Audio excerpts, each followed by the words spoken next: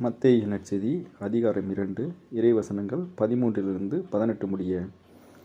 அவர்கள் திரும்பிச் சென்றபின் ஆண்டவருடைய தூதர் யோசேப்புவிற்கு கனவில் தோன்றி, நீர் எழுந்து குழந்தையையும் அதன் தாயையும் கூட்டிக் கொண்டு எகிப்துக்கு தப்பி ஓடிச் செல்லும்.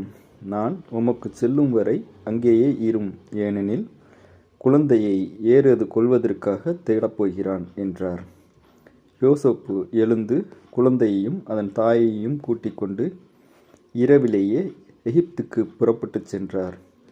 ஏரோது இறக்கும் வரை அங்கேயே இருந்தார். இவ்வாறு எகிப்திலிருந்து என் மகனை அழைத்து வந்தேன் என்று இறைவாக்கினர் வாயிலாக ஆண்டவர் உரைத்தது நிறைவேறியது. குழந்தைகள் படுகொலை. ஞானிகள் தன்னை ஏமாற்றியதை ஏரோது கண்டு மிகுந்த சீற்றம் கொண்டான். அவன் அவர்களிடம் கருத்தாய் கேட்டதற்கேற்ப காலத்தை கணக்கிட்டு பெத்லகேமிலும் அதன் சுற்றுப்புறமெங்கும் ஆள்களை அனுப்பி 2 வயதுக்கு அதற்கு உட்பட்டவையான எல்லா ஆண் குழந்தைகளையும் கொன்றான். அப்பொழுது ராமாவிலே ஒரு குரல் கேட்கிறது, ஒரே புலம்பலும் பேரழுகையுமாய் இருக்கிறது. இராகேல் தம் குழந்தைகளுக்காக அழுது கொண்டிருக்கிறார்.